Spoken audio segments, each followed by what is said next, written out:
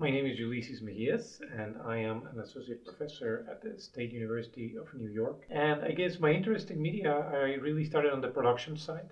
I was, as an undergraduate, film major, mostly working in documentaries. So I was always interested in how we can use media to explain the world, to think about reality. And so I moved from the production of documentaries to more media studies and just thinking about these questions and analyzing the use of media and technology from a philosophical, from a sociological perspective, but mostly, like I said, as a way to explain the world. That's what I've been interested in.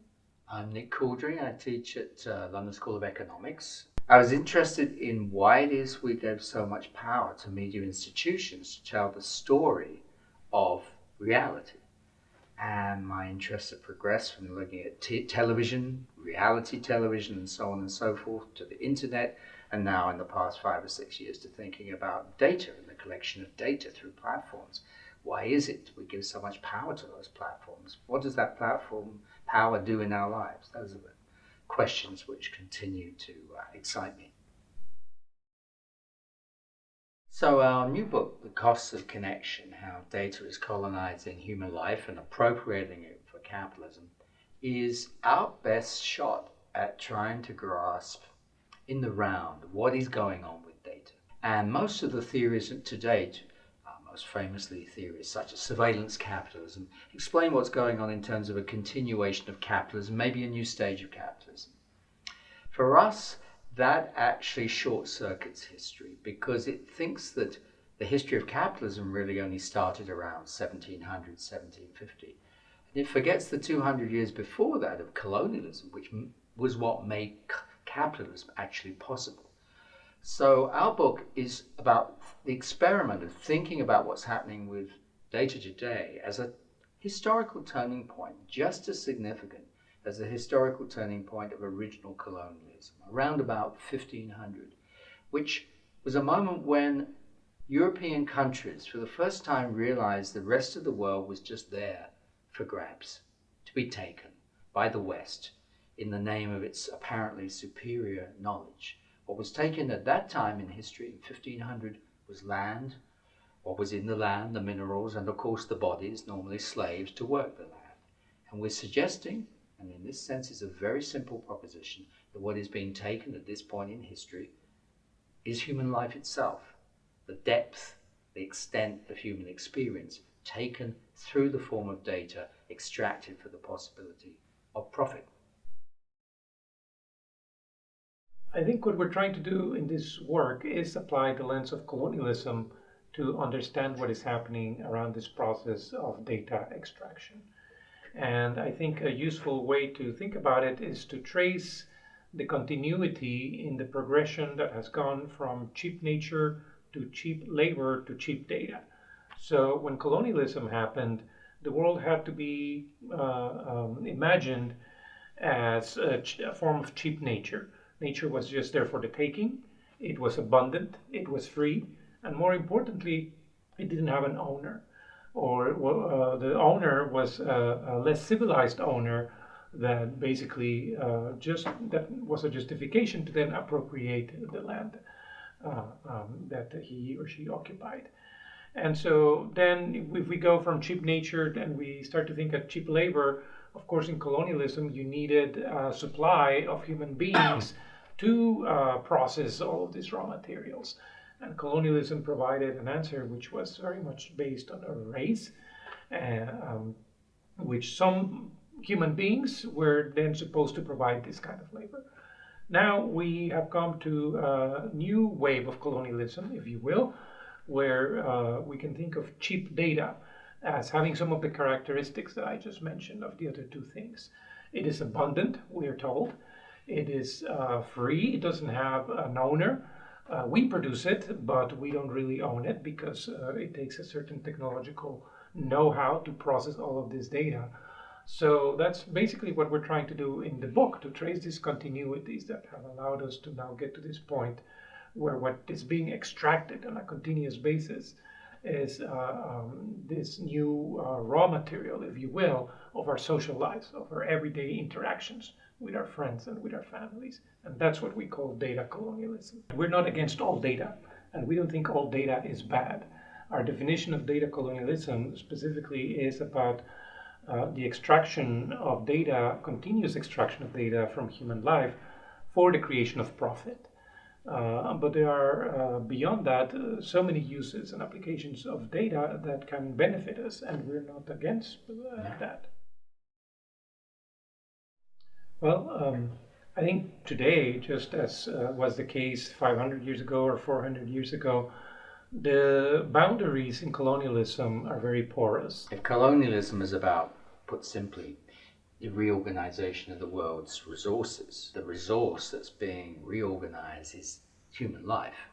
The targets for data extraction can be anywhere. They can be the poor in the United States, the poor in Britain, Denmark, wherever, or, of course, poor countries. Some economic data suggests that African countries are far more likely to be sources of data extraction than the United States or Britain, which is far more likely to contain the agents of extraction, the corporations that are net extractors of data.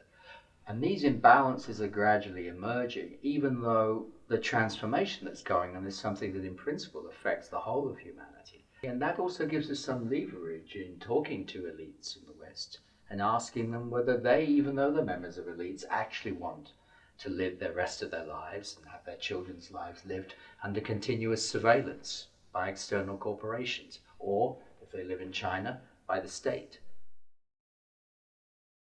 I think when we do media studies about mass society, the critique tends to come across as very pessimistic, very, there's very few opportunities for resistance. It feels very deterministic.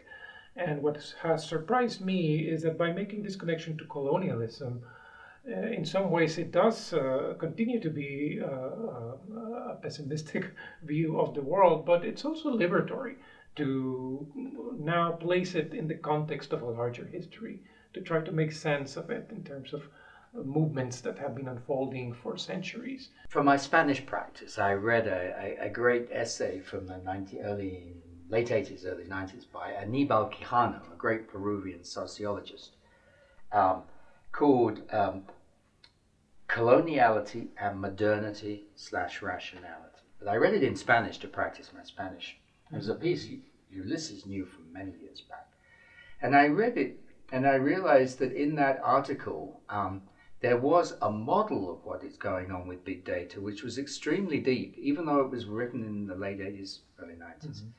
And his theory of coloniality is that long after the institutions of the empire faded, the idea that the West had a special claim on knowledge, which gave it a special right to profit, to resources and so on, goes on in the form of a notion of coloniality, which he sees as its core as a very particular idea of rationality.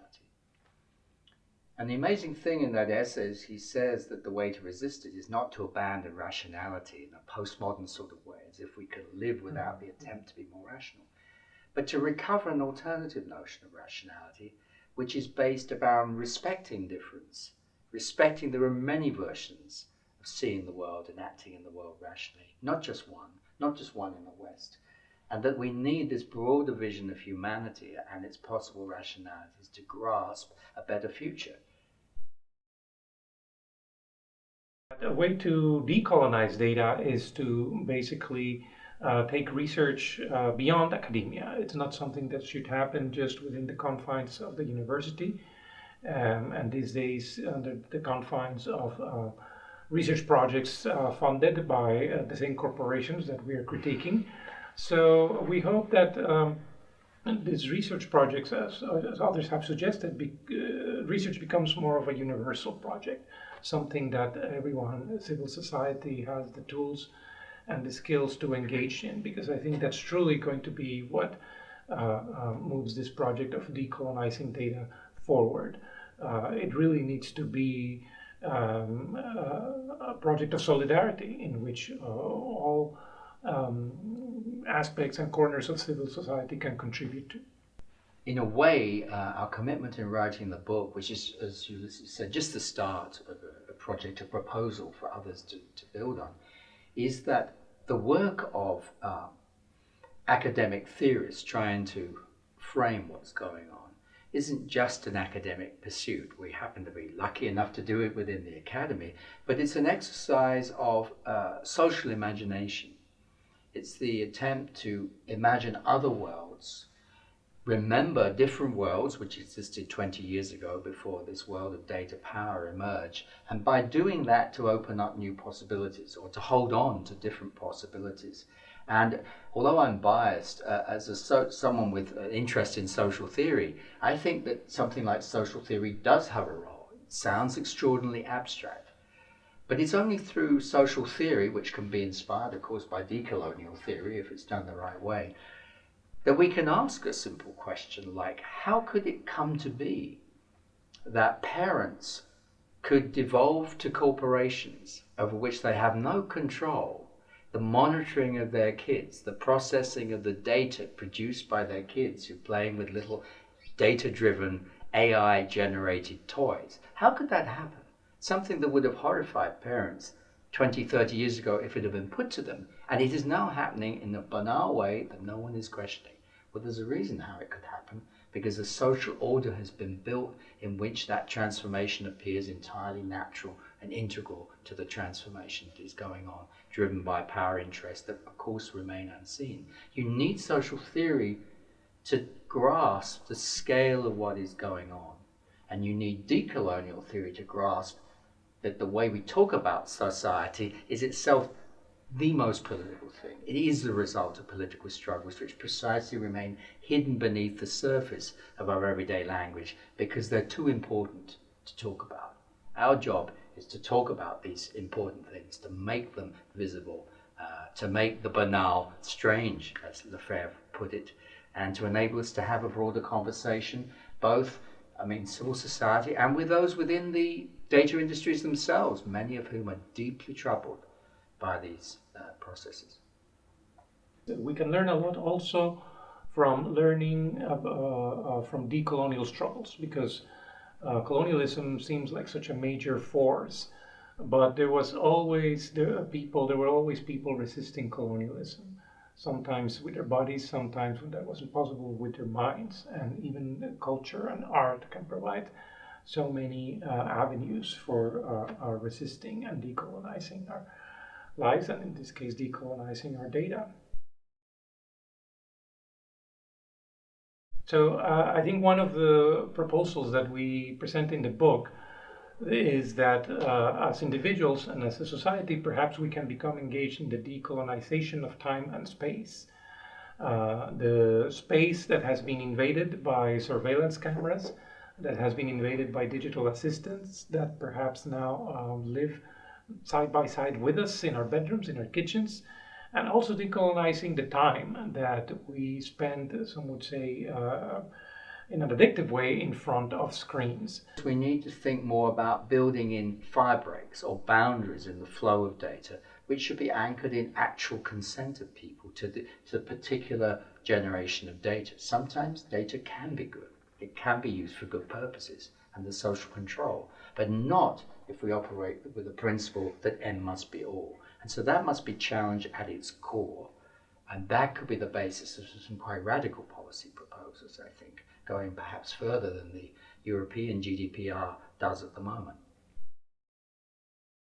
This is an incomplete project, and we left so many things out of it just because we didn't have the time to think through many of these things. I personally consider this launching pad, an initial documentation and manifesto, let's call it, that perhaps, and I hope other people will take on this framework if it makes sense to them, and start, to pursue all the different areas and ways in which this argument can be applied.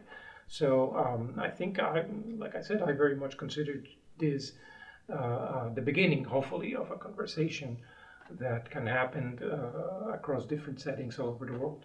When we were looking to finish the book, we had an urgent sense that we had to publish it soon, because this is a very urgent global debate. There are many aspects around data, and this became even clearer after the Cambridge Analytica Facebook scandal in March 2018, that there's a hunger to develop new critical perspectives on what is happening with data. So we felt a responsibility to publish the book as soon as we could, but that meant that we couldn't complete certain areas which maybe require further reflection and work. One would be to think about the almost colonial consequences for the natural environment of data extraction, which requires huge servers, which themselves have created a lot of heat and so on and so forth. Vast computing power, which involves the mining of all sorts of rare minerals, often from already exploited parts of the planet. That's an area that will increasingly become important. The environmental consequences and the question of environmental sustainability of this data-rich Internet of Things heavy world that his business is trying to build. So that's one area that we will want to do more work on. Another would be perhaps to think about what are the consequences for power relations as this project of extracting data from everyone and anything continues. New forms of power elite are going to stabilize. We have an idea for a new piece on data's new colonial class. But we do want to do some more work on the power relations, the new elites, and also the new populations across the world who will become the privileged targets of this form of data extraction in Latin America, in Africa, and certain other parts of the world, which are very vulnerable to the expansion of United States or Chinese data colonial power. Our book is published by Stanford University Press, and it's available everywhere that books are sold. Yes, even on Amazon if you dare. It's been very nice to be here at the Quello Center. We hope it's the first of many conversations here in Michigan, within the academy and also beyond, about what we can do together, how we can help each other face this massive challenge for humanity around data colonialism, which maybe is not as big as the global warming challenge, but it is also on a very large scale and with major consequences for humanity if we survive the next 10 to 20 years, and raising questions we really need to be paying attention to right now. So we hope we get a chance to come back and continue the conversation.